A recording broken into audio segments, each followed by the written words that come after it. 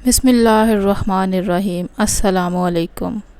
تایا ابو نے بہت شوق سے گھر بنوایا تھا، مگر ان کی قسمت کہ وہ اس میں رہ نہ پائے۔ جو ہی یہ خوبصورت مکان مکمل ہوا، تایا ابو ایک روز اچانک سیڑھیوں سے گر کر چل بسے۔ سبھی نے اس کو اتفاقی حادثہ جانا، مگر تایا تھی کہ یہ اتفاقی حادثہ نہیں ہے، یہ جگہ باری ہے، کیونکہ مکان کی تعمیر کے دوران بھی 2 مزدور وقتاً فوقتاً گر کر بری طرح زخمی ہو کر مر گئے تھے اور پھر شوہر چل بسا۔ ان کے خیال میں یہ مکان منحوس تھا، ایسا اکثر لوگ سوچتے ہیں اور کچھ لوگ ایسی باتوں کو واہمہ کہتے ہیں۔ بہرحال تائی اماں کو انہی واہموں اور وسوسوں نے گھیر لیا تھا، تبھی وہ اس مکان کو فروخت کرنے کے در پہ ہوئیں۔ انہوں نے والد صاحب کو بلا کر اپنا عندیہ بتایا۔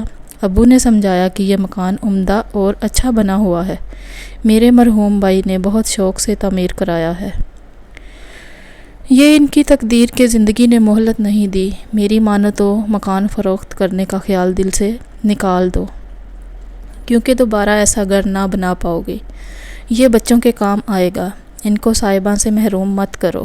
مگر تائی اماں اپنی بات پر اڑ گئیں، بولی تم کو اچھا لگتا ہے تو تم ہی مکان خرید لو، جو قیمت لگے بے شک اس سے کچھ کم دے دینا، مگر میں اب اس میں نہ رہوں گی، یہ گھر ہم کو بہت پسند تھا مگر ہم خرید نہیں سکتے تھے، کیونکہ تائی کی مسلسل ایسی باتوں نے امی کو بھی وہم میں ڈال دیا تھا۔ جب تائی بیمار پڑی تو ان کے بیٹے نے یہ اونے پونے فروخت کر دیا۔ جس نے یہ خریدا وہ وابڈا میں ملازم تھا، اس کا نام نعیم اور بیوی کا ماریہ تھا۔ دونوں میاں بیوی بہت خوبصورت تھے اور چاند سورج کی جوڑی کہلاتے تھے، ان کی آپس میں محبت بھی بے مثال تھی۔ شروع دنوں میں دونوں بہت خوش تھے، سال بعد خدا نے بیٹا دیا تو خوشی دوبالا ہو گئی۔ اب وہ ہمہ وقت بیٹے کی پرورش میں مگن رہنے لگی۔ سسرال والے زیادتی کرتے تو وہ نظر انداز کر دیا کرتی، کیونکہ بیٹے کی نعمت پا کر اس کو کسی کی پرواہ نہ رہی تھی۔ اس نے بچے کا نام امید رکھا۔ جب امید کچھ بڑا ہو گیا تو ماریہ نے سوچا کہ کیوں نہ کوئی کام کروں۔ اس نے بی اے کے ساتھ بی ایڈ کا کورس کیا ہوا تھا۔ کچھ کوشش کے بعد اس اسکول میں نوکری مل گئی اور وہ ڈیوٹی پر جانے لگی۔ اس دن کے بعد سے اس کی زندگی کے برے دن شروع ہو گئے، کیونکہ ملازمت کے ساتھ گھر کا کام پوری طرح نہیں کر پاتی تھی۔ ڈیوٹی سے آ کر کچن سنبھالنے کی بجائے سیدھی اوپر اپنے کمرے میں چلی جاتی تاکہ تھوڑی دیر آرام کر سکے۔ بچہ 4 سال کا تھا جس کو وہ ساتھ اسکول لے جاتی اور ساتھ گھر لاتی۔ گھر آ کر سب سے پہلے اس کے لیے آرام و خوراک کا بندوبست کرتی، یوں دوپہر سے شام ہو جاتی، تب اپنے لیے کھانا لینے نیچے آتی۔ ساس اور جیٹھانی منہ بناتی کہ کماتی اپنے لیے ہے اور ہم کو نکرانی سمجھ رکھا ہے، کوئی کام نہیں کرتی، اس کو مفت میں پکا پکایا کھانا چاہیے۔ روز روز ایسی ہی باتیں سن کر وہ تنگ آ گئی۔ ادھر ساس نندوں نے نعیم کے بھی کان بھرنے شروع کر دیے، جس کا نتیجہ یہ ہوا کہ وہ بیوی سے بد دل ہونے لگا۔ جب گھر آتا کھانا ماں کے پاس سے لے کر کھاتا، وہ کچھ نہ کچھ بات بیوی کے خلاف ضرور کہہ دیتی۔ جہاں انسان 2 وقت کھانا کھاتا ہے وہیں بیٹھتا بھی ہے۔ نعیم اب صرف سونے کے لیے کمرے میں آتا، سارا وقت نیچے اپنی ماں اور دیگر گھر والوں کے پاس گزارتا۔ ماریہ نے کوئی شکوہ نہ کیا، اس کی تو مجبوری تھی، نوکری جو کرتی تھی، اسی اسنا میں وہ دوسرے بچے کی ماں بن گئی۔ اب ذمہ داری اور بڑھ گئی، پہلے شوہر کے جو تھوڑے بہت کام کرتی تھی اب نہیں کر سکتی تھی۔ ماں بیٹے کے سارے کام کر دیتی اور ماریہ صبر و شکر کر لیتی۔ جیٹھانی نے کہنا شروع کر دیا کہ ایسی بہو لانے کا کیا فائدہ، الٹا ہم ان کے کام کریں، ان کے شوہر کے کام بھی کریں، بہتر ہے کہ یہ میاں بیوی الگ ہو جائیں۔ سسر نے معاملہ بڑھتا دیکھ کر نعیم اور ماریہ کو الگ کر دیا، جس پر ماریہ نے کوئی اعتراض نہ کیا۔ البتہ وہ کھانا گھر میں بہت کم پکاتی اور زیادہ تر باہر سے لے آتی تھی۔ شوہر کو اعتراض تھا کہ باہر کا کھانا روز نہیں کھا سکتا، لہٰذا اب بھی اس کا زیادہ وقت ماں بہن بھائیوں میں گزرتا۔ کھانا وہ ماں کے گھر کھاتا۔ دوسرے بچے کی پیدائش پر ماریہ کا کام اور بڑھ گیا اور وہ بالکل گھر اور گھر والوں سے کٹ کر رہ گئی۔ سبھی نے سکھ دکھ میں اس کا ساتھ چھوڑ دیا، ایک طرح سے وہ غیر اور اجنبی ہو کر رہ گئی تھی۔ شوہر گھر پہ نہ ہوتا، بچہ بیمار ہو جاتا کوئی نہ پوچھتا، صرف سسر ہی وہ ہستی تھے جو دکھ سکھ میں اس مصروف بہو کا خیال کرتے اور بیمار بچوں کو ڈاکٹر کے پاس لے جاتے تھے۔ ماریا ایک ملازم پیشہ عورت تھی، مگر کوئی اس کی مجبوریاں نہیں سمجھتا تھا۔ اپنی تنخواہ میں سے تھوڑا سا حصہ کچن میں ڈالتی تھی، باقی جمع کرتی تھی، اپنے اور بچوں کے اخراجات کی مد میں بھی رقم صرف کر دیا کرتی۔ جب اسے الگ کر دیا گیا، اس نے کچن کا خرچہ دینا بند کر دیا اور نعیم سے کہا، تمہاری مرضی، اپنی تنخواہ میں سے جتنا چاہو گھر والوں کو دو، مجھے کوئی اعتراض نہیں ہوگا، مگر میں محنت و مشقت اپنے بچوں کے مستقبل کی خاطر کر رہی ہوں۔ اپنا کھانا بھی باہر سے منگواتی ہوں، لہٰذا اب میں ساس کو کچن کا خرچہ نہ دوں گی۔ سسر نے پوچھا کہ بیٹی ماریا، تم نے اتنے سال ملازمت کی ہے، کیا کچھ جوڑا بھی ہے؟ اس نے بتایا، ہاں ابا جی، میں نے کافی بچت کی ہے۔ کتنے روپے ہوں گے؟ 5 لاکھ ابا جی، کچھ رقم امی ابو نے دی تھی، وہ بھی شامل ہے۔ ٹھیک ہے بیٹی، باقی رقم کا میں بندوبست کیے دیتا ہوں، اگر کچھ کم پڑا تو لون لے لیں گے۔ میں تمہارے لیے کوئی مکان تلاش کرتا ہوں، تم کرائے کے مکان میں رہنے کی بجائے اپنے مکان کی مالک ہو جاؤ، تم بہتر ہوگا، کیونکہ میں دیکھ رہا ہوں کہ یہاں تمہارا گزارا خاصا مشکل ہو گیا ہے۔ یوں انہوں نے جو گھر نعیم اور ماریا کے لیے تلاش کیا وہ ہمارے تایا ابو کا مکان تھا، جو خوبصورت اور عمدہ بنا ہوا تھا، مگر تائی اماں کے وہم کی وجہ سے اونے پونے بکھ رہا تھا۔ ماریا اور نعیم اتنا اچھا گھر ملنے پر خوش تھے، لیکن محلے کی عورتوں نے ماریا کو بہت عجیب و غریب باتیں بتائیں۔ وہ بیچاری ڈر گئی اور اس نے 11 دن تک روز گھر میں سورہ یاسین پڑھوائی۔ وہ ہر روز تمام محلے والیوں کو بلانے ان کے گھر جاتی اور خوشی خوشی اپنے گھر پڑھائی کے لیے بلاتی رہی۔ یوں ہمارے گھر تبھی وہ آئی۔ ماریا بہت پیار سے بولنے والی عورت تھی، نعیم بھی نہایت ادب و انکساری سے بات کرتا تھا، دونوں میاں بیوی ہر ایک کے ساتھ خلوص سے ملتے۔ ماریا اب بھی اسکول پڑھانے جاتی تھی، وہ پھر امید سے ہو گئی تو ڈیوٹی پر جانا مشکل ہو گیا، گھرداری بھی سنبھالنی تھی۔ سسرال اور میکے سے کوئی اس کا حال دریافت کرنے نہیں آتا تھا، البتہ کبھی کبھی سسر اپنے پوتوں سے ملنے آ جاتے تھے۔ یہاں ان کو آئے کچھ ہی عرصہ ہوا تھا کہ ایک دن معلوم ہوا کہ نعیم نے ماریا کو مارا ہے، مگر کسی نے بات نہ کی۔ یہ سوچ کر کہ یہ ان کے اپنے گھر کا معاملہ ہے، ماریا نے فون کر کے سسر کو بلوایا اور کہا کہ نعیم کو سمجھائیے، آپ کے بیٹے نے اس حالت میں مجھے مارا ہے، جبکہ بچے کی پیدائش کے دن قریب ہیں، ایسے میں میری جان بھی جا سکتی تھی۔ باپ نے بیٹے کو تنبیہ کی کہ آئندہ بہو پر ہاتھ نہ اٹھانا، ورنہ یہ مکان ماریا کے نام ہے، میں تم کو کان سے پکڑ کر نکال باہر کروں گا۔ ابھی اس واقعہ کو 15 دن گزرے تھے کہ ایک عجیب واقعہ ہوا۔ ماریا کے سسر مکان کی چھت پر کچھ رکھنے گئے اور جب وہ سیڑھیاں اتر رہے تھے، ان کا پاؤں پھسل گیا، وہ گر پڑے اور ہسپتال میں چند دن رہ کر فوت ہو گئے۔ یہ ایسا واقعہ تھا جس نے سبھی کو ہلا کر رکھ دیا۔ بالکل ایسی ہی موت سیڑھیوں پر سے پھسلنے کی وجہ سے ہمارے تایا ابو کی بھی ہوئی تھی۔ خیر، ہم نے تو چپ سادھ لی، مگر محلے والے کب چپ رہنے والے تھے۔ انہوں نے ماریا اور نعیم کو کہا کہ یہ سیڑھیاں آسیب زدہ ہیں، مالک مکان کے علاوہ 2 مزدور بھی گر چکے ہیں اور اب یہ چوتھا واقعہ ہے، بہتر ہے یہ مکان فروخت کر دیں یا پھر سیڑھیاں بند کرا دیں اور چھت پر نہ جائیں، غالباً وہاں جن رہتے ہیں۔ ماریا نے اس واقعہ کو خدا کی مرضی کہہ کر نظر انداز کر دیا، مگر نعیم کو وہم ہو گیا۔ مکان تو فروخت نہ ہو سکا، البتہ اس نے سیڑھیاں بند کرا دی۔ ماریا اب بہت اداس اور چپ چپ رہنے لگی تھی۔ پہلے جب اس کا جی گھبراتا تھا وہ چھت پر چلی جاتی تھی اور سکون مل جاتا تھا، لیکن اب سیڑھیوں کے آگے دیوار آ جانے سے اوپر جانے کا راستہ ہی بند کر دیا گیا تھا۔ ماریا کو سسر کے وفات پانے کا ازحد دکھ تھا، کیونکہ ایک وہی شخص اس کا ہمدرد و غمگسار تھا۔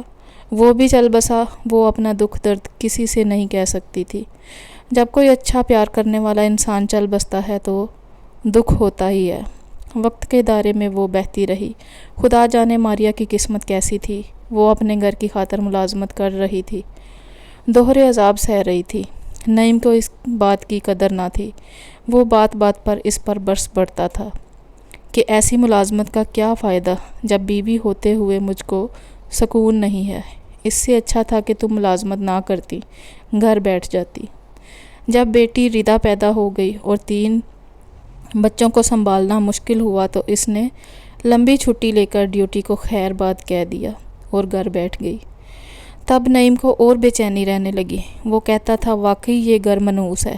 جو ہی گھر میں قدم رکھتا ہوں مجھے کچھ ہونے لگتا ہے۔ باہر اچھا بھلا ہوتا ہوں، ہنستا بولتا ہوں، طبیعت ہلکی پھلکی ہوتی ہے، لیکن جو ہی گھر آتا ہوں دماغ گھومنے لگتا ہے۔ کبھی کبھی تو یوں محسوس ہوتا ہے جیسے کوئی میرے اندر گھس کر مجھے توڑ رہا ہو، اور کبھی مجھے کوئی اکساتا ہے کہ میں کسی کو ماروں، کسی کا قتل کر دوں۔ ایسی باتیں سن کر ماریا دم بخود رہ جاتی تھی۔ سوچتی تھی کہیں نعیم کا دماغ نہ پلٹ جائے۔ میں یہاں بچوں کے ساتھ اکیلی رہتی ہوں، جانے یہ گھر عصیب زدہ ہے یا نہیں، مگر نعیم ضرور دماغی طور پر بہک گیا ہے، ورنہ اچھا بھلا تھا۔ اب کیوں بات بات پر الجھتا ہے اور مارنے کو دوڑتا ہے؟ سسر بھی فوت ہو گئے تھے، شکایت کس سے کرتی؟ کوئی سہارا نہ رہا تھا۔ کبھی ہمارے گھر آ کر امی سے دکھ بیان کر جاتی تھی۔ اب نعیم کا معمول بن گیا تھا بیوی کو مارنا پیٹنا۔ بیچارے چھوٹے چھوٹے بچے ماں کو اس طرح پٹتا دیکھ کر بہت روتے بھی لگتے تھے، بعد میں چپ ہو جاتے تھے۔ ایک دن رات کو نعیم نشے میں تھا یا جانے کیا بات تھی، اس نے ماریا کو بہت مارا۔ اس کے گلے میں کیبل کا تار ڈال کر اسے ختم کرنا چاہا، مگر ہاتھ پیر چلا کر ماریا نے خود کو بچا لیا۔ رات کی چیخو پکار پر محلے والے غصے میں تھے، اور صبح وہ سب نعیم کے گھر پہنچ گئے۔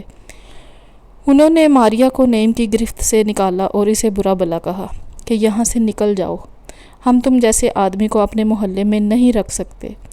اس وقت اس نے ہاتھ جوڑ کر معافی مانگ لی اور کہا کہ میں آئندہ ایسی حرکت نہیں کروں گا۔ انہوں نے کہا کہ ہم تم کو آخری بار کہتے ہیں کہ اگر آئندہ ایسا ہوا تو ہم سے برا کوئی نہ ہوگا۔ اس دن شام کو نعیم خود ہی کسی بابا کے پاس گیا اور اپنے لیے پانی دم کرا کر لے آیا۔ ماریا سے معذرت کی کہ خدا جانے مجھے کیا ہو جاتا ہے، میں تم کو مارنا نہیں چاہتا، لیکن جب مارتا ہوں خود مجھے پتہ نہیں ہوتا کہ کیا کر رہا ہوں۔ بابا نے کہا ہے کہ یہ گھر عصیب زدہ ہے اور یہ دم کرنے آئیں گے۔ ماریا نے ان باتوں پر دھیان نہ دیا، کیونکہ اب ایسا عالم ہو گیا تھا کہ وہ نعیم سے نفرت کرنے لگی تھی۔ دوسرے دن وہ ماریا اور بچوں کو گھمانے گاؤں لے گیا۔ نہر پر ماریا کو دھکا دیا، تاہم وہ سنبھل گئی اور فوراً کنارے پر بیٹھ گئی، اس طرح پانی میں گرنے سے بچ گئی۔ تب نعیم نے اس کے پاؤں پکڑ کر معافی مانگی کہ اس نے جان بوجھ کر ایسا نہیں کیا۔ ماریا اب ہمارے گھر نہیں آتی تھی، وہ کسی کے گھر بھی نہیں جاتی تھی، تبھی امی کبھی کبھی خیریت معلوم کرنے چلی جاتی تھی۔ کہیں نعیم نے اس کو پھر مارا تو نہیں ہے؟ امی ابو اور دوسرے محلے والے اسے بہت سمجھاتے تھے اور وہ مان بھی جاتا تھا۔ ایک دن ہفتہ تھا اور ہم سوچ کر سوئے تھے کل دیر سے اٹھیں گے، کیونکہ اگلے روز اتوار تھا۔ اس روز ہم رات کو یہ ارادہ کر کے سوئے تھے، خدا کی کرنی کہ اس دن صبح 6 بجے ہی محلے میں شور مچ گیا کہ نعیم ماریا کو باہر سڑک پر مار رہا ہے۔ اس سے پہلے ہمارے محلے میں کبھی ایسی بات نہیں ہوئی تھی۔ محلے میں ہلچل مچ گئی۔ ماریا کے گھر کے سامنے یہ تماشا ہوا۔ اس کی حالت دیکھی نہیں جاتی تھی۔ اس کو اتنا مارا تھا کہ کپڑے پھٹ گئے تھے۔ یہ عالم کہ اللہ معاف کرے۔ اسے محلے کے ایک بزرگ اپنے گھر لے گئے اور سب محلے داروں نے مل کر نعیم سے کہا کہ جا کر اپنے بڑوں کو بلا کر لاؤ۔ وہ بچوں کو لے کر ماں کے گھر چلا گیا۔ مکان کو تالا لگا گیا۔ بزرگوں نے پوچھا ماریا بتاؤ تم کیا چاہتی ہو؟ وہ بولی گھر آباد رکھنا چاہتی تھی، مگر نعیم کو یہ دورے پڑتے ہیں کہ بے بات مارنے لگتا ہے، اس طرح تو یہ میری جان لے لے گا۔ میں نے بہت برداشت کیا ہے، اب یہ سب کچھ میری برداشت سے باہر ہے۔ میں اس سے فیصلہ چاہتی ہوں، لیکن بچے مجھے دلوا دیں۔ یہ باتیں ہو رہی تھیں کہ نعیم کا بڑا بھائی آ گیا۔ سب نے اس کو لان تان کی کہ جب سے یہ لوگ یہاں آئے ہیں آپ لوگوں میں سے کوئی ان کا حال احوال جاننے نہیں آتا، ایسی سنگ دلی ٹھیک نہیں۔ خیر پھر سب نے مل ملا کر ماریا اور نعیم کی صلح کرا دی اور اس نے قرآن پر حلف دیا کہ وہ اب اپنی بیوی کو نہ مارے گا۔ ایک دن ان کے گھر سے کچھ توڑنے کی آواز آئی۔ ہم نے پتہ کیا، معلوم ہوا کہ وہ اپنے گھر کی سیڑھیاں توڑ رہا ہے، کیونکہ چھت پر دوسری منزل تعمیر کرانا چاہتا ہے تاکہ ماریا اکیلی نہ رہے۔ نئی منزل کو کرایہ پر اٹھانے سے معقول آمدنی بھی ہو جائے گی۔ اس دن جمعرات تھی۔ پہلے وہ مزدور لینے گیا، مگر مزدور نہ ملا تو بڑا سا ہتھوڑا لا کر خود ہی سیڑھیوں کے آگے کی دیوار توڑ دی، جو خود اس نے بنوائی تھی۔ پھر چھت پر گیا۔ اسی دن شام کو ان کے گھر کی بجلی چلی گئی۔ تار والا کھمبا چھت کی منڈیر کے پاس تھا۔ وہ واپڈا کا ملازم تھا، بجلی کے تار ٹھیک کرنے کا کام کرتا تھا۔ بس اس نے خود ہی بجلی کے کھمبے پر چڑھ کر تار ٹھیک کرنے کی ٹھان لی۔ جب وہ بجلی کے تاروں کو گھر سے پیچھے ہٹا رہا تھا تو سارے محلے کی لائٹ بند ہو گئی۔ سخت گرمی میں میرے منہ سے نکلا، اللہ کرے یہ بجلی والے مر جائیں، اتنی گرمی ہے اور پنکھا بند ہو گیا ہے۔ امی نے مجھے ڈانٹا کہ ایسا نہیں کہتے۔ اچانک باہر شور کی آواز سنائی دی۔ پتہ چلا کہ نعیم کھمبے پر چڑھا بجلی ٹھیک کر رہا تھا کہ اس کے کمر کے گرد پڑی بیلٹ ڈھیلی ہو گئی اور وہ اوپر سے گر گیا۔ گرتے ہی سر پھٹ گیا اور اللہ کو پیارا ہو گیا۔ آن کی آن محلے والے اکٹھے ہو گئے۔ ہم بھی گئے۔ اس کی میت رکھی تھی، لگتا جیسے اس کو کسی نے گلا دبا کر مارا ہے۔